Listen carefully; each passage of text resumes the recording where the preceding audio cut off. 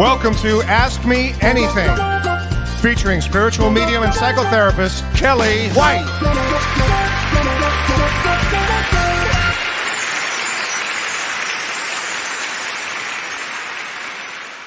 Hi, everybody. My gosh, I feel like it's been forever. Today is, what is it today? It's June 3rd, 2021. Hi, Renee Martinez. How are you, honey? Gosh, I've been gone for a while. I got to take a week off, which was really nice. And right.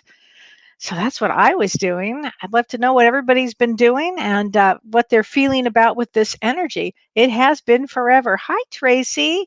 Hi, Sheila. How's everybody today? I hope you guys are doing well.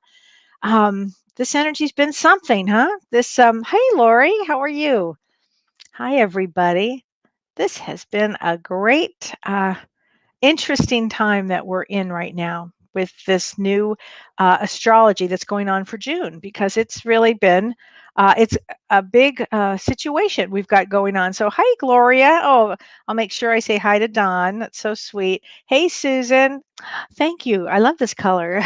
I love blue. What can I say? I just love blue.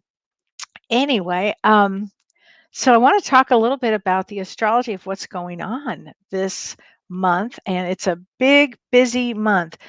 Oh, hi, Gretchen. I feel refreshed. Thank you very much. It's been kicking your ass. Is that right? Tracy? Yeah, I bet. Hey, Kim Ann. Happy June. That's so sweet. And happy birthday to you, Kim. I know your birthday's coming up. So I am going to do the astrology update. Hey, Elizabeth Preston. Hey, Elizabeth. Hey, Cheryl.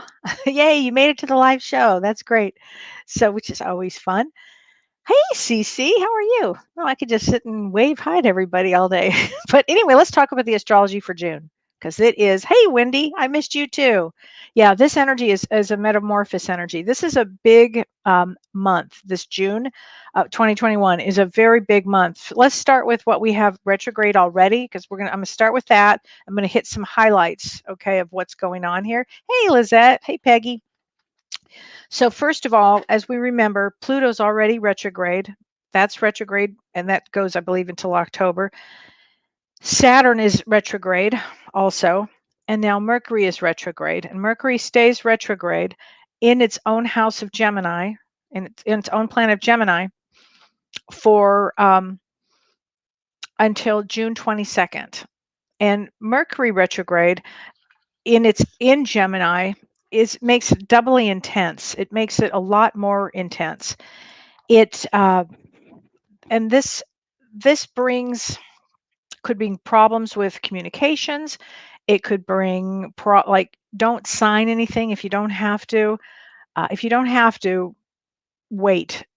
I would say to make sure that you double check everything. For instance, back up your computer, okay? Because things like that will crash. This is a very powerful Mercury retrograde. Hey, Lori Counts. It's not always, Mercury retrograde is not always this intense, but this one is, okay? So just remember I'm saying that. And Mercury retrograde means to redo, reanalyze, review, reframe, and we're going to talk about that. Put a pin in that, as I always say, because we're going to be talking about reframing our lives, which is a perfect time to do that. So anyway, Mercury is retrograde until June 22nd. Soon, on June 20th, Jupiter is going to be retrograde. And this is a lot of power plants that are retrograde, planets, I should say, that are retrograde. And then Neptune at the end of the month is also going to retrograde. That's 5 planets in retrograde. It's a lot. So on the 5th, which is in 2 days, today's June 3rd, on June 5th, Mars opposes Pluto. And that is a highly spirited time. Okay, that brings out a lot of energy. That may bring you to some struggle with yourself or struggle with others. So you really want to watch on the 5th. That energy is pretty intense. Okay. But what I really want to hit now are 2 major events that are coming up. The first one is June 10th, and that is the solar eclipse. It's a new moon solar eclipse, and they call this the Ring of Fire. And at the same time, it conjuncts this Mercury retrograde, which means it's next to Mercury, which is retrograde, and it squares Neptune. So what does this mean? It's going to be very intense. Eclipses bring changes. That's what they're designed to do. Okay, so I want everybody to set a clear intention. What do you want for a change in your life? Be very clear-headed about it. Do you want professional growth? Do you want to work on your relationship? Do you want to work on your relationship with yourself? This is the time to be really clear about it. Sheila, you're having surgery on Monday and you're scared shitless? No, it'll be fine. It'll be fine. You want to set that intention, honey, that your surgery is going to be great. Okay? So just remember that. Just put that out there. Thoughts have energies. So anyway, also during this eclipse, you have to observe your self-talk. So if you say something negative, chances are that's going to reverberate out. So you want to be as positive with yourself. I am this, I am good, I am loved, I am this, I'm all of these things. You want to be as positive as possible. Okay.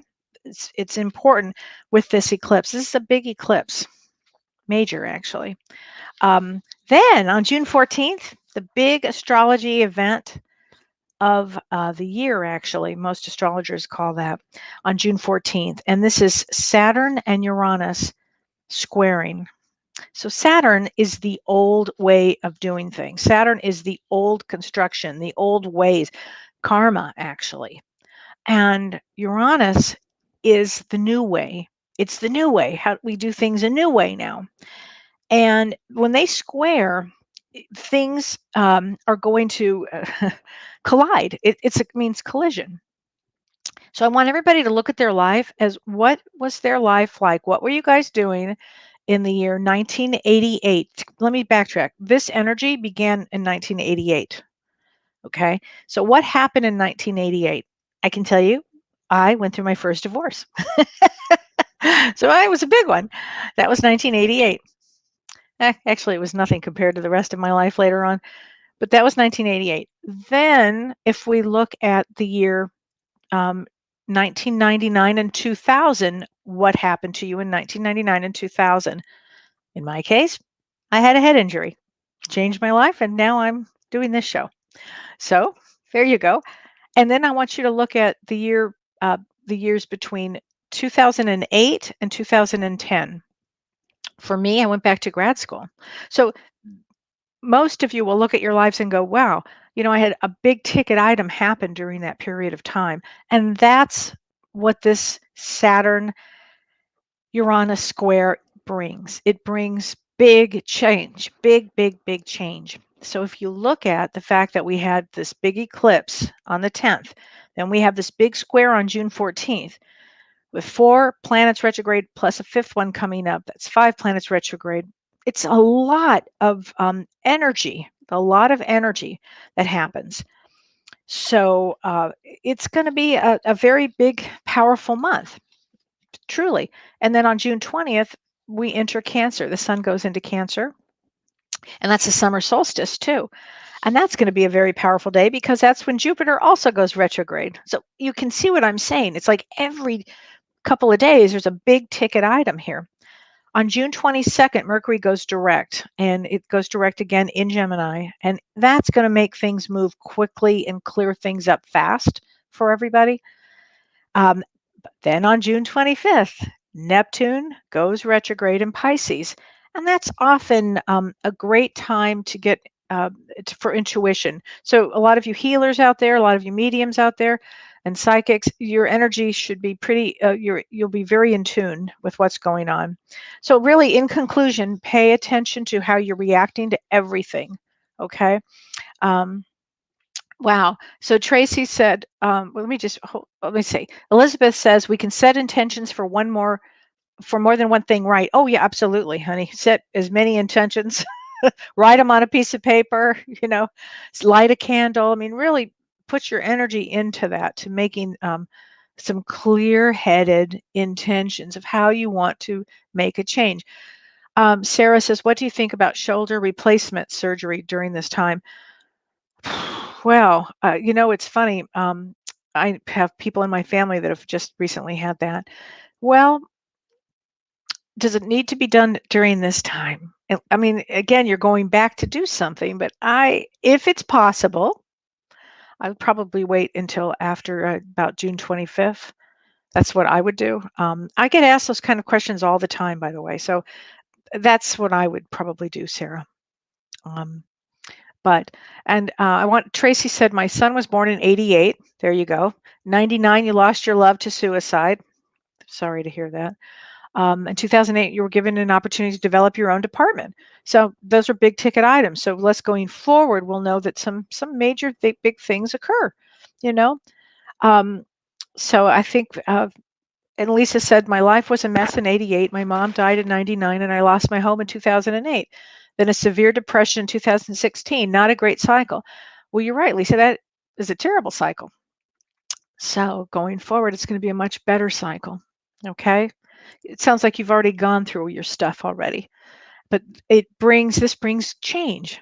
And so you want to put out there that you want the best change possible. Lizette says, what about flying at this time? Just put on a big thing of patience, Lizette. Okay. Because flying at this time, emotions are going to run high. Things are not going to be on time. That's Mercury retrograde, and it's all about communications. Just pack your patience, you know. What about getting the COVID vaccine during this time? I would get that anytime. I think it's a really good idea, Rebecca. Period. Um, but yeah, I think that part is probably fine. I do think that. John says waiting on a new house. I understand that, John. Waiting on a new house, finalizing a divorce. I'm sure I've been divorced during Mercury retrograde. um, So, yeah, I mean, finalizing, going back to finish something. This is what this period is about. Just put your patience on. That's all. I mean, it's not to have fear. Anne Margaret. Hi, Anne Margaret. I love that name. Um, COVID vaccine tip: drink a ton of water. I did it and I felt terrific. I've heard that too, Anne Margaret. It's a great idea. That's a great idea. So yeah, a lot of people are going to be experiencing a lot of change and growth, and because of that, we have the best guest on our show to discuss all of this. And I want to talk about my dear friend, who his name is Walter Goodwin. He's a Tibetan Buddhist and a Western mystic. And he's incredible. And he knows everything about all kinds of interesting questions about life. I can't wait. And he's got some great tips about reframing. And so let's bring him on. Walter, welcome. Hi there, Hello, dear my friend. friend. Hi, hi. How are you doing? Oh, I'm doing really well. And I noticed we both got the memo Look for at the this. color. It Perfect. just happened. So we were tuned in. Perfect. We were tuned Good. That in. means good omen for the show. We're going to be It's on the a same yeah. wavelength. Oh my gosh. So tell everybody your background that led you to becoming a Western mystic. Well, first of all, I think we're all mystics. That's my basic premise. It's Yeah. just a question of how much we're engaged with it.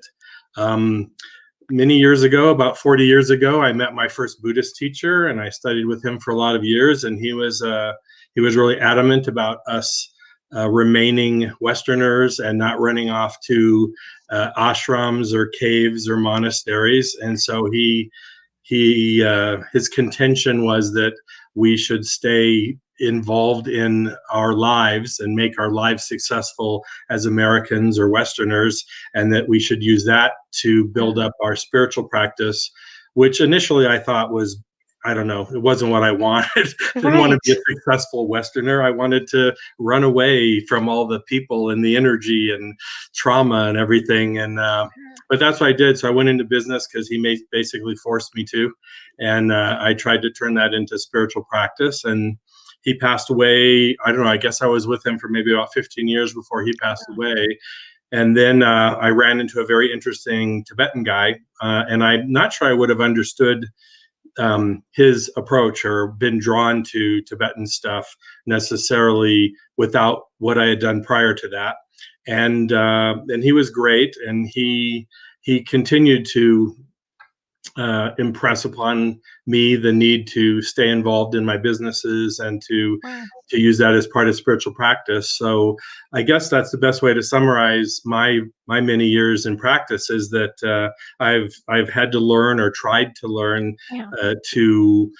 To have it fold into my life, to have it dovetail with everything in my life. And as you know, Kelly, sometimes it works and sometimes it doesn't, and we Yeah. have good days and bad days, but at least the foundation was, don't run from your life and run elsewhere for spiritual practice. Well, so Uh, what I find so fascinating about that is that you were in business. I mean, you had a big business, and yet you still kept a spiritual practice. You can understand how corporate life is, you understand business, and yet you also know how to live with a spiritual practice. Try to, Mhm. that's and I think, look, we're all, unless you hit the lotto or something, everybody's making a living and everybody's trying to take care of their own situation and business. And so we're kind of, most of us, in the same boat. And I do think that we need to be, all of us, conscious about the spiritual components of our lives and how that integrates with everything. And at the end of the day, I think it all is integrated and needs to be integrated. And so, it's very easy to compartmentalize, and I do, but it's also very good to remind yourself that, life and what comes up for you every day, at the end of the day, is your spiritual practice. That's what's Right. going to challenge you. That's where you're going to get your lessons. That's where you're going to learn and grow and evolve. And so you got to take it on that way. In my opinion, you have to look at the challenges, which we all have, with with careers, with finances, Right. with family, with friends.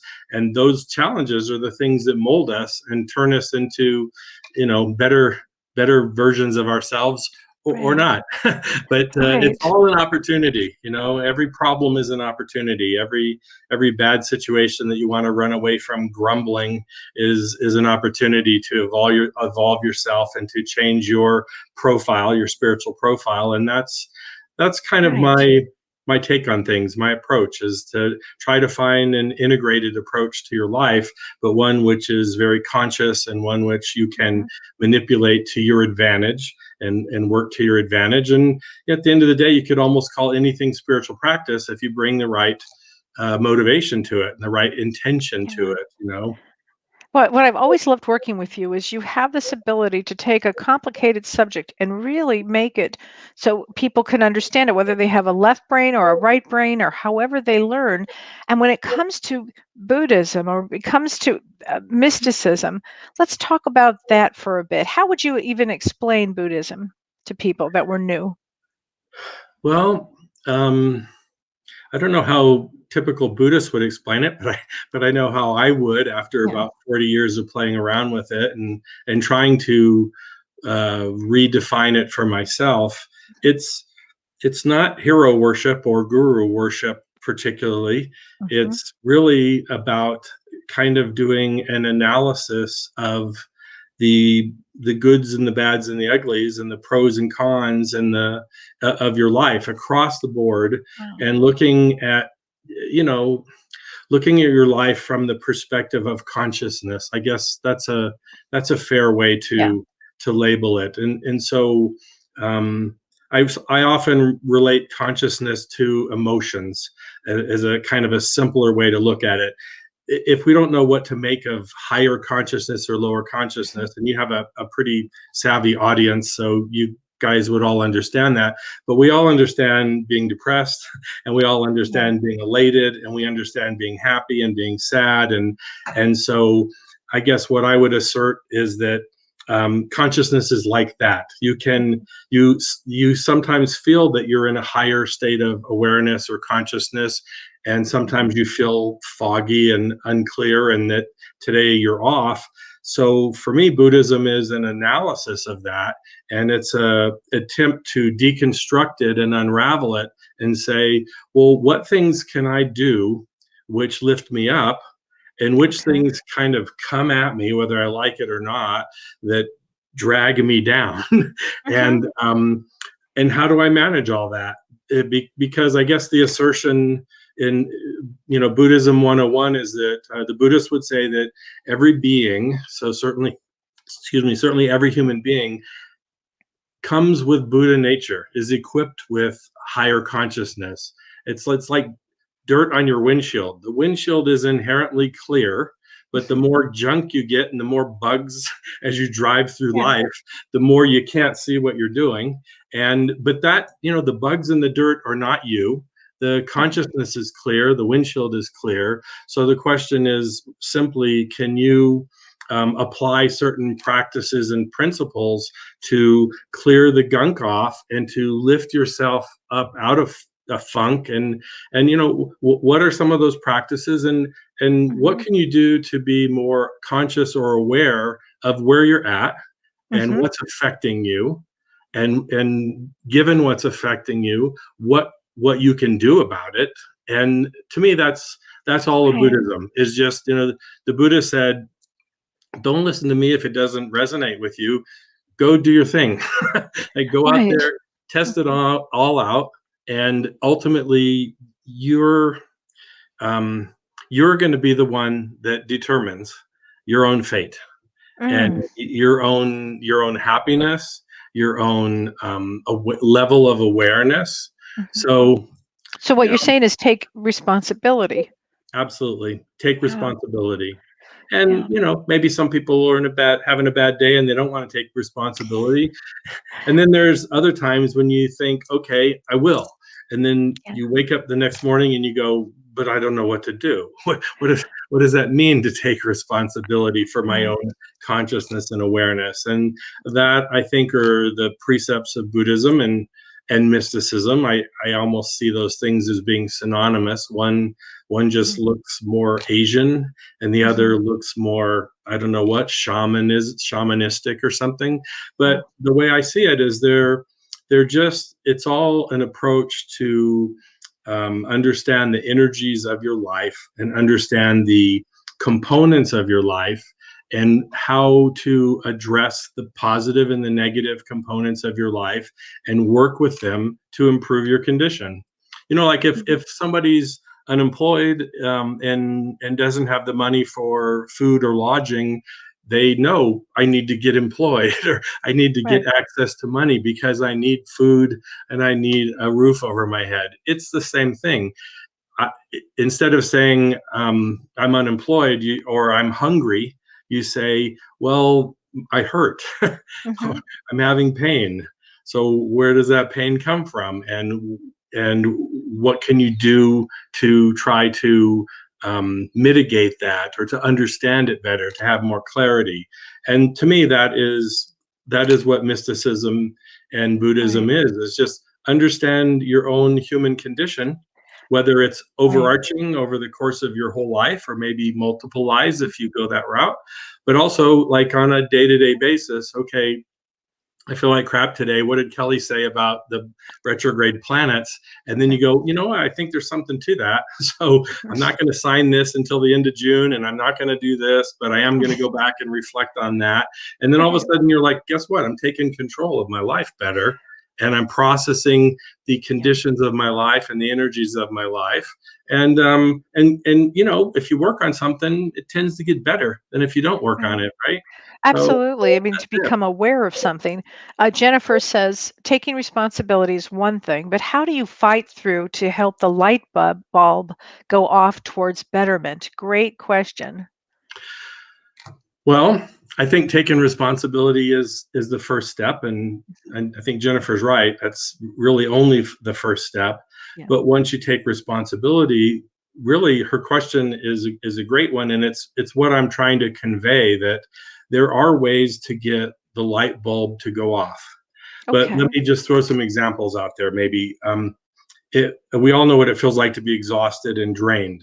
So what are the odds of a light bulb going off when you're exhausted and drained?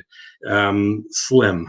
So what you got to do is you got to say, well, you got to be honest with yourself and say, I'm exhausted and I'm drained, and I need to do something about that. So first you would do a self-check, basically. That's it. You start with this, with the self check, and try to be honest with yourself and not judgmental, because we all have our off days or off incarnations. But you look at yourself and say, okay, I just feel like I'm not on top of my game. And don't beat yourself up over it, but just be honest about it. And then say, well, what can I do to stop what might be draining me, whatever that is? Okay. And what could I do to counter that with what might empower me? And I have a handful of things that I would recommend, but I also think that everybody needs to also get to know themselves well enough to say, I just need to go to the ocean, and that rejuvenates me. Well, that might work for you, and you might live near the ocean. I don't, and that doesn't quite work for me. But so I have to go, well, I'm in Colorado, so maybe a walk in the pine trees will shift me and wash some bad energies out of me, and then empower me. And then if you do enough of those things and you really kind of tend to yourself and take care of yourself, the odds of the light bulb going off increases dramatically. To me, it's all that process of a constant, not tedious, but a constant assessment of, where am I at? Where am I at today? You wake up in the morning, go, I feel like crap. Like, so what am I going to do about it? Is this today? Do I just double the coffee, or do I push that meeting off for an hour and sit and meditate for a few minutes? Or it's a beautiful day outside, do I just stick my face in the sun and take a couple of deep breaths of fresh air? And then you individually are responsible for your own shifts and for making your to-do list and to not do list, and God no lists, and like never again lists, and need to do this as quickly as yesterday lists. Oh, And I you just understand. start building your lists. Absolutely. Liz Beck has a question here. She says, but we all have bills to pay. And if your day job is just exhausting and draining, and you are working towards getting out of it, but it's still a ways off, how can you better handle the day-to-day, the struggle of that toxic atmosphere? Well, trust me, I understand this. When I was I was going a to say more than CEO, anybody. CEO of a decent sized company for many years, and it was pretty toxic. Most of my customers were Wall Street firms, and they weren't easy on the Constitution. I understand about being toxic, and trying to purge that all out. I think, I don't know if this is going to be a good answer or not, but all I found is that you got to just deal. We all know that. So the question is, can you carve out more time for yourself? And can you take a walk that you normally wouldn't? Can you do a meditation that you normally wouldn't? Can you take 2 minutes longer on your shower and let the water wash over you, but with full intentionality of washing the toxins from your physical body and your subtle body, your energy body? And I guess what I found is, the more intentionality you can bring to anything, and with a focus of removing toxins and purging and clearing yourself, purifying yourself, the more you can bring your mind to it, the more effective it is. So it's one thing to just walk down the street, but if you can consciously, just walk and take 30 seconds and hug a tree or whatever works for you, and just take your shoes off and put your feet on Mother Earth, and just let the things wash out of you. Earth is a great healer, and and the sun, and I'm a big fan of sun and blue skies here in Colorado, and so nature is very important. Just carving time out for yourself is important. The toxicity won't go away, the environment won't go away, but you have to take a little time. Sorry, but I know we're busy, but you have to take the time to consciously mitigate that. But you can do smarter things, like I often think about trees, which I never used to think about. But it occurred to me a while back that, when we exhale carbon, what is it? Carbon dioxide, right? We exhale CO2. That is toxic to us. We exhale that. But that is what the trees and plants need to survive. And what do they exhale that's toxic to them? Oxygen. So you can go for a walk in the woods and you can have this wonderful symbiotic relationship with the trees and the plants. And you could say, I'm giving you what you need to survive and to live, and you're giving me what I need to survive and live. And or you could just do a dumb walk for 5 minutes and not think about anything. And guess what effect it will have? Poquito. Yeah. But if you do if you do that with some consciousness, which is also hard when you're exhausted and you got all these toxins in your system, but I think do your best, meditate to calm your mind, try to carve space out for yourself, use water. Water is fabulous. Use cardio. Cardio kind of helps burn off crap toxins, and use nature to whatever degree you can. Some people love the rain, go for a walk in the rain. The rain drives me nuts, so that doesn't work for me, but I'll go walk and let the sunshine bathe me, and that works. So what you're saying is to reframe this. I think that's a good word, and that's particularly a good word when you're talking about Mercury retrograde. And what Yes. I'm not an astrologer like you are, but what I understand about retrogrades is anything RE is something you Yes. should consider doing retrogrades, right? So Yes. I think that that's a key word, that you could go for a walk and have whatever experience, or you could take a shower and have whatever experience, or you could reframe those experiences and say, this is going to be part of my practice. Yeah. This, Yes. this walk or this shower, I'm going to take a shower before work, but this shower is going to be, I'm going to reframe my shower into being part of washing toxins. And I'm going to consciously think about it as the water blasts me on the top of the head and takes more of my hair away. I think, I just let it pour over me and it just washes everything. And I come out of that thing feeling like I had a nice meditation when it was the morning shower that I was going to get stuck doing anyway. But it's all here. It's all Yes. the intent that you bring to it, which is another big thing about Buddhism, which they don't know how to explain it very well, in my humble opinion. But it really is about putting your mind and your consciousness and reframing that and putting it in the right place so that you can take ordinary experiences and you can empower those experiences. They can be very different experiences than they normally are. And that's what you're bringing to the equation.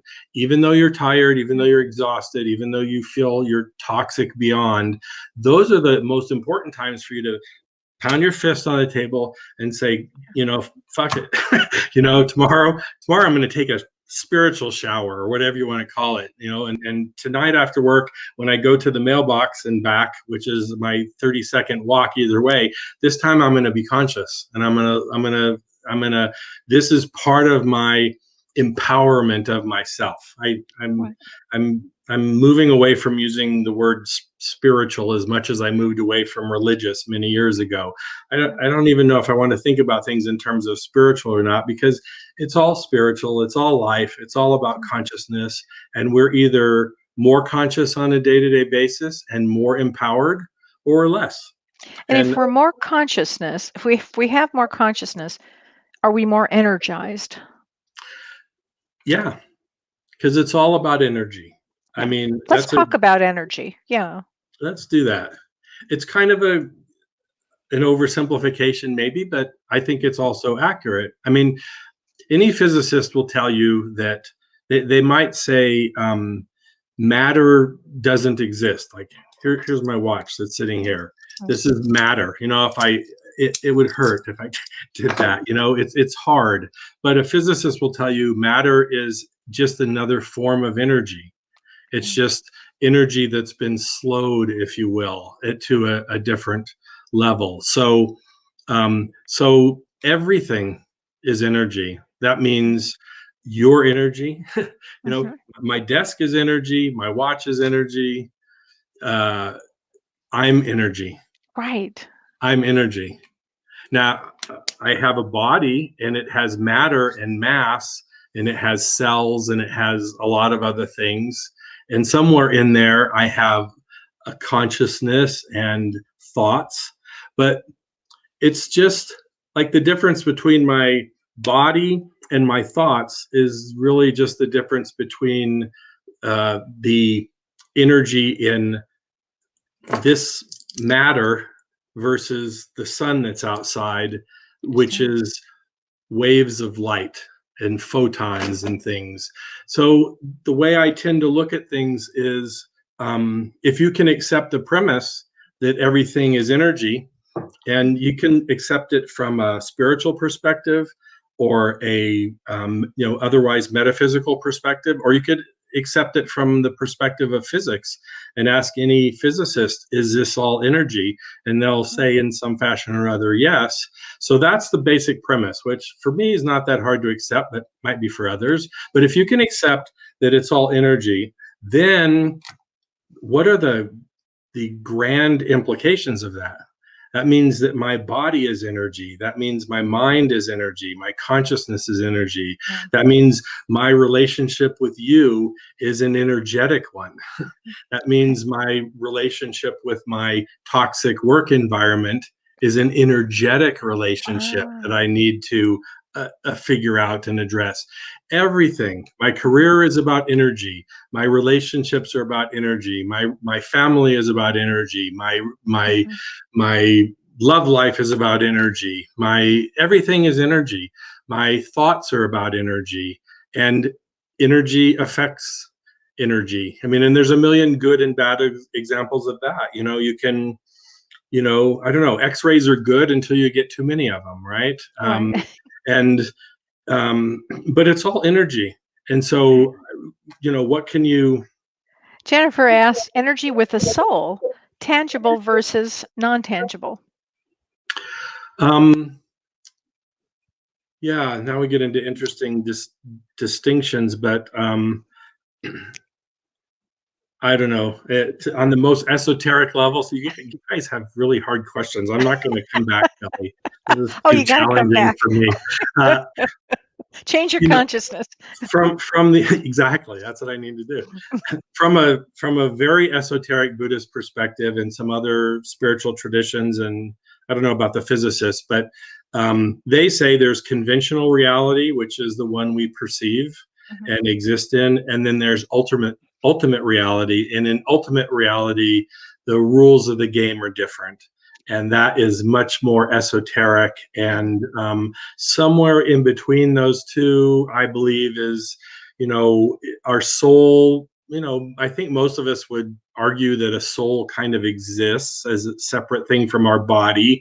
But depending on what level you're looking at, you might argue at the highest, most ultimate reality, our soul doesn't exist, because we're really just part of God. And you're absolutely right. so it's the classic, like, Hindu example is waves on the ocean. Is there are waves, they exist, but then when the wave peaks or recedes, where'd the wave go? It's just the ocean again. So does the wave have its own soul for that period of time, or is there a soul that goes from wave to wave? Yeah, maybe. I believe that I have a soul, or I am a soul, and that soul reincarnates, and I've had those kind of experiences or awarenesses. But if you want to get really fancy about it, ultimately there's just unity. There's that's correct. Singularity. Yes. Ultimately, there's no difference. There's no duality. There's no division. But in this dimension, we have that. In this earth plane, we have that. And it doesn't do you much good to say there's only unity when you're at a toxic work environment and you're trying to figure out what to do with that. So my depending on what you're looking at and how you're dealing with it, I guess I would say there's different answers. Depending. And so it's part of your job to say to yourself, okay, am I dealing with a toxic work environment, or am I trying to release and dissolve into unity? Those are different, but they're both equally important and equally viable, and they both kind of complement each other. Like if you if you don't do your spiritual practice, I think you'll be depleted of energy and your life will get worse. If all you do is sit around like, this for, Right. weeks and weeks, you'll starve. And before that, you'll lose your job. So, Right. you got to kind of find this balance between ultimate reality and, Right. and God consciousness or something, and making it through the day and saying, yesterday I felt really toxic and I want to feel less toxic today. What is there anything I can do? Right. And Well, I assert that there are many things you can do. well, and Margaret asked a question. Can you share easily the tips to change negative thoughts to positive thoughts when you don't feel positive in that given moment? Great question, and Margaret. Yeah, I'm telling you, I'm having to reframe my these are putting on my buttons. Okay, this is what I would say. Look, sometimes things are just hard and sometimes things are Yes. negative, and people Yeah. can be negative and people can be toxic. And, my dear departed father would say sometimes you just need to blind people with ass. Just show them your backside and head out the door. And, but sometimes you can't do that. Sometimes you have to deal and you can't walk away and you're dealing with a negative, toxic situation. So it's hard to do this real time, but I think that this is viable. And this is part of reframing kind of your history and past, but we've moved forward into a very tangible present moment. And what I would say is, if you can do it, or even after the fact, if you can reflect back on it, when you're in a negative situation with negative people or whatever, afterwards, or to the degree you can, real time, you say to yourself, can I be compassionate in this moment? Can I be kind in this moment? Can I be strong in this moment? Can I set my boundaries in this moment? Mm, All of those are positive things. You're not saying, yeah. this person's an asshole and I wish they would quit bugging the shit out of me, Well, which that's is, usually what people go to, though. Yeah. don't tell my wife, but yeah.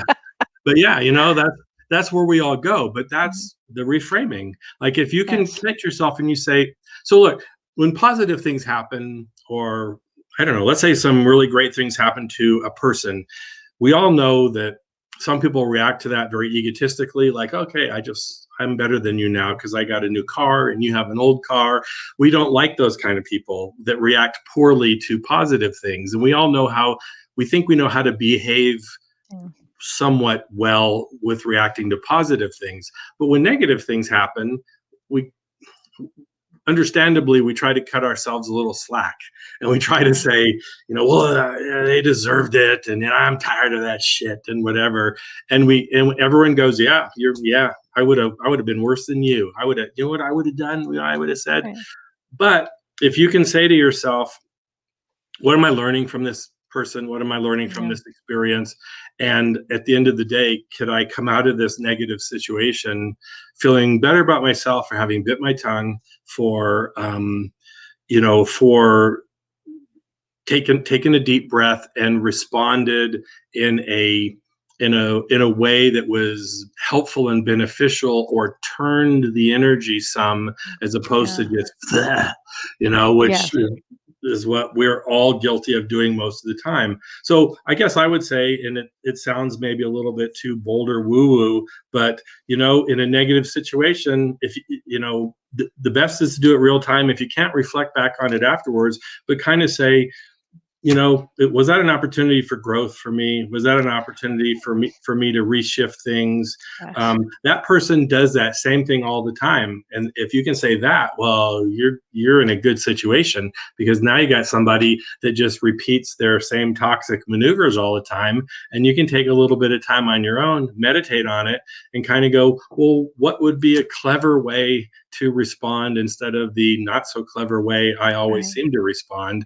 And just try some stuff out. You've already tried stuff that isn't working very well. That's what we Right. typically do. Try something new. And then probably the worst thing that could happen is they look at you like, well, isn't this the point where you're supposed to scream at me and storm off and be pouty? And now instead you're like, whatever, and it shifts everything. So, but it's back to what I was saying about energy. Just think about it in the simplest terms, and I do because I'm a simple guy.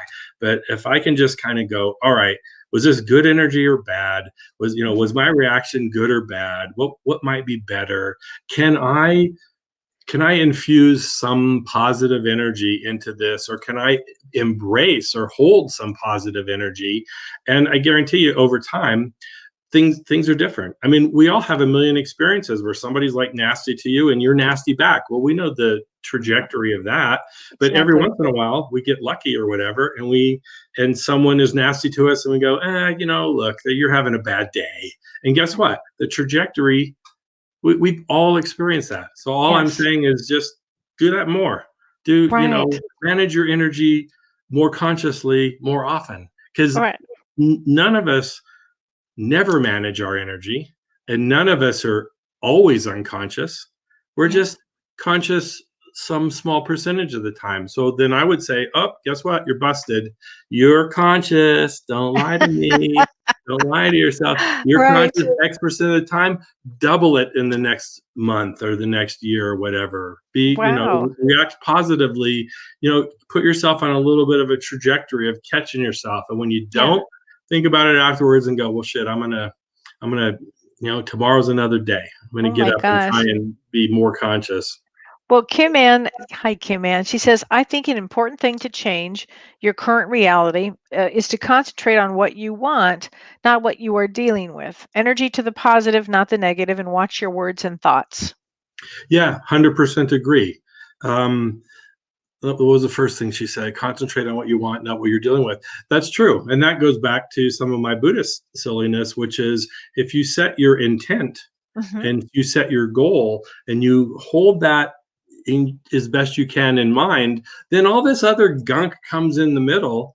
But when you're tempted to, and go after all the things coming at you, you can kind of go, wait a minute. What was my original intent? What was my original goal? And if you can get yourself to go back to focusing on something that you set out to begin with, then at least you have, it's like, it's like a flagpole in golf or something. They don't just swing randomly. They're looking like, oh, there's the hole and there's the flagpole. So maybe I should aim for that.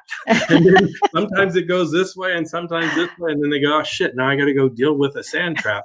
But they still are looking at that flagpole and saying, that's ultimately where I want to go as quickly as possible with as few strokes as possible. Life is like golf. Any golfer would tell you that, and I'm not a golfer. So that's very true. Tammy Hendricks has a great question here. She says, how can you see the person accurately in the moment? Connecting to their essence isn't connecting to your own essence when you're observing theirs, animals or humans? Well, I mean, that's a really good question. And I think that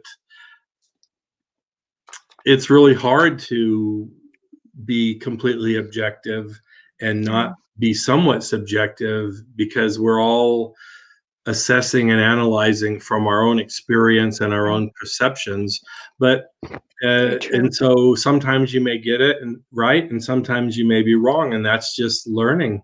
I mean, that's spiritual growth. And so I would say, do your best to manage your emotions in any interaction and not knee-jerk react to anything, and try to monitor your emotions and your thoughts. And if you're getting worked up, if you can't walk away, at least recognize it. And if you're having frustrated thoughts, at least recognize them. And you may tell yourself, it's okay, I'm allowed to be frustrated because look what they did.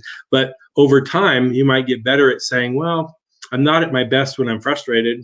So even though this is totally warranted, if I'm allowing myself to be frustrated, then that's really, like Tammy's suggesting, that's very subjective. The more upset I am, the more frustrated I am, the more I'm imposing myself onto this energetic transaction. Yes. But if I can hold back on my frustrations, my anger, my reasonable, rational, frustrated response, then I think you're in a much better position to say, all right, okay, I'm getting frustrated, but I'll just pick that up later in like a half hour. I'll go back to being frustrated. No worries. Push it over here and then go, okay, where are they coming from? And that is not being tarnished by my frustration. And then you become a better seer. I mean, wouldn't we all agree? In that moment, you're managing you're putting less of your subjective experience into the equation. You're pushing your subjective experience a little bit aside, and you're just saying, okay, where are they coming from? And you might change your mind. That's actually a good tip. That's a really good tip to actually do that in that exact moment. I used to say, count to 10, but really what you're saying is kind of hold back for a moment and say, where are they coming from before you put out energy that could be really negative. Well, her question, was a good setup that, it's like, because we are all interjecting our own subjective experience, right? And to whatever degree you can kind of say, I'll think about this later. I'll impose my own judgment on this later. So you can buy yourself a little bit of time and just say, okay, that's later on.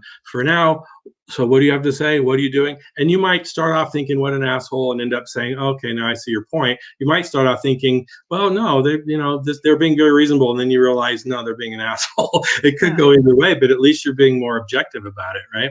It's tough being a human, isn't it? Oh, yeah, but it is. But apparently that's what we come here signed up for. And we signed up for this so that we could learn all these lessons. So just learn them. just learn them. Just engage, and make mistakes, get back up on the bike, think about it afterwards. I think the biggest problem is that we judge ourselves for having made a mistake or not knowing something. Yeah. We need to go back later and say, I don't know. If I can come out of this having learned something or able to do it better next time, then that's the whole point. That's the whole point of incarnation. So just go back and try it again. My God. So let me ask you about Iron Bird Dharma. So tell us about that, because it's your website, and people that are interested in reaching out to Walter, he's got a wealth of information on his website. How did you come up with Iron Bird Dharma? Well, like I said, I spent a lot of years studying Buddhism, and I kind of felt like I met a lot of very brilliant scholars and fascinating translators, and thank God for all of them. But I thought, and paraphrasing my own many-year experience, I don't know how approachable some of this is. It sounds too spiritual, or it sounds too guru worship, or it sounds whatever. And I was like, but no, I think there's gems here. So I made some leaps of faith, I guess, where I said, what I want to do? I want to try and figure out how to take things that people have said a certain way and get to the crux of it, or find the diamond in the rough, or find the gem that's buried, or the pearl in the oyster, and just dig around and go, here's a little pearl, and I'm going to say it kind of this way, which makes more sense to me. And if it makes more sense to me, maybe it'll make some sense to people like me. And there's a lot of people not like me that it won't make sense to, but I can only explain it my way.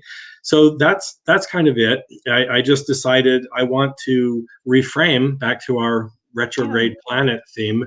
I want to reframe things that aren't new ideas. I mean, whether it was Christ or Buddha or, Hindu masters or Japanese Zen guys or whatever, or mystics and shamans, I don't think the universe has changed that much. Right. I think that the guys who were super, super aware and conscious, they spoke in their own languages, in their own cultures, to their own audiences. And they did their best to try to convey something very tricky, very, very personal. And people have done a really magnificent job of trying to translate those things, but translating words isn't always enough, because now you're translating something that the way someone 2,000 years ago used to think, and it's not necessarily how we think in a high technology, fast paced, very Yeah. toxic world, so and I had very diverse teachers and exposure, and so I got really frustrated, and I talked with you a lot, and I said, Kelly, there's all this stuff is I think it's all connected, but I don't know how. But I think it should be. It should be able to be explained in a way where everything kind of fits like puzzle pieces fitting together. And then there was this one, again, you've said I'm Tibetan Buddhist of some flavor or sort. And there was this guy that brought Buddhism from India to Tibet. The Tibetans call him Guru Rinpoche, and otherwise he's known as Padmasambhava. And he did some prophecies when he was around, which I think was about the year 800. And he said the Dharma, the sacred teachings, is going to go from the east to the west. And he said it's going to happen when people's lifespans get to about 100 years, and when the horses run on wheels, and when the iron bird flies. So Wow. I figure this is the time. This is the This time. is the time Yeah. where the teachings are coming from Tibet and elsewhere, and there's interest in shamanism and quantum physics. And for me, I feel like it's all the same. It's all kind of converging, and I have an affinity for the Tibetan stuff. So I like said, hey, it's the time of the iron bird, and Dharma is just another word for truth or teachings or something like that. So I was like, hey, Iron Bird Dharma, put a stake in the ground. It's time. Padmasambhava said at some point in the future it's coming to the West. Let's take this on as Westerners. Let's do this in our language, in our culture, with our frame of mind, and try to Yes. make it embraceable for us. So that's Iron Bird Dharma, and people can go there and they can poke around and clicky like people do. And Well, you have you offer such pearls of wisdom. Everybody is talking about how fascinated that you are, because and everybody is really loving you and really thanking you for all this information, because really what you do, Walter, with this is you help people that are stuck. You help move them along, because people get stuck through a negative experience or through the way they just continue to make the same choices. But what you're suggesting to people is that there are other ways to operate. Yeah, and if you go to my website, I mean, first of all, if anyone wants to contact me for any reason, you can do that on the contact page. I'm not doing very many formal things these days, some one-on-one stuff with people, but I'm gonna try and be brave and expand, and so that will happen at some point. But you're welcome to send an email to the account there on the contact page. But also, I just added this thing called the Iron Bird Protocol, which has a few different sections. And if this resonates with anybody at all, just go to that one page and click on the different sections and look at some of the bullet points and read a little bit. Because what I'm really trying to do is to figure out ways to pull together different tips and practices that will help us deal with the toxicity, help us empower ourselves, help us not be as drained, help us improve our meditation skills, which conversely allow us to focus and allow us to let go of focus. So all of that to me comes together in kind of an approach, which I'm calling the Iron Bird Protocol, and which I'm trying to pull more content together for. And I laid it out as simply as I could and as best I could, and it would do a much better job in, take 10 minutes and read it, and you'd understand things better than I could explain it to you extemporaneously here too. So it's Wow. there for whoever thinks I might. Oh, you guys are going to love it. Iron Bird Dharma, you're going to love it.com. And it's in the comments section. You guys are going to love it. It's a fabulous site. And I'm hoping that you'll be back, Walter, with more tips, more conversation about moving people on that are stuck. Well, I think this is it. It's about being unstuck and how to reframe your life and for me, it's your self perspective and the things in your immediate circle that hold you back from unsticking yourself. So there's more things to say about that, which I put on the website some. But if you do invite me back at some point, I think the complement to everything that we kind of discussed tonight, for me anyway, is various meditation practices which facilitate letting go. Tonight we talked a lot about focusing and reframing and rethinking your perspectives and reassessing and, very consciously reworking your psyche, your thoughts, your personality. So there's a very structured, conscious, active component. And then there's this equally important, very important meditative component where you have to get better at letting go of all the crap and just releasing into the energy field that's there. I know we're running out of time, but I'll say one quick thing for 20 seconds. I was talking with a friend the other day, and I said, it occurred to me, if we're all sitting right now, and let's say we had I don't have anything like it here. I'll use my phone as a prop. Let's pretend this is a little radio. Now, you could turn the radio on and you could go to your favorite station of choice. Or then you could turn the dial and you could go to my favorite station of choice. But those radio waves, they're surrounding us all the time, right? Yeah. It's a question of focus. Where do you want, what station do you want to listen to? So cosmic consciousness, higher planes of awareness, heaven, right here. Yes. It's just the frequency. Wow. Yeah. Just like a radio. It's just the frequency. So we have to learn how to tune ourselves to the frequencies we prefer and to which are happier and higher and lighter and brighter and empowering. And just as easily as you can go from one radio station to the next, you can go from one state of mind to the next state of mind by just learning the little tips and techniques to change your dial and to focus on a different frequency. And it's all about energy. It's all about vibration. It's all about frequency. And it's all about how you can change your frequency. And everyone's got that ability in them. Everybody, period. Wow. Thank you for that. That's amazing. So you'll be back and we'll talk about meditation. And focus. I mean, on that. I think this is great. Thank you, everybody, for listening. And thank you, Walter, you're as a wonderful guest. And we'll see you very soon. Thank you so much. I appreciate all of you. Take care, everybody. Bye. You've been listening to Ask Me Anything, featuring spiritual medium and psychotherapist Kelly White.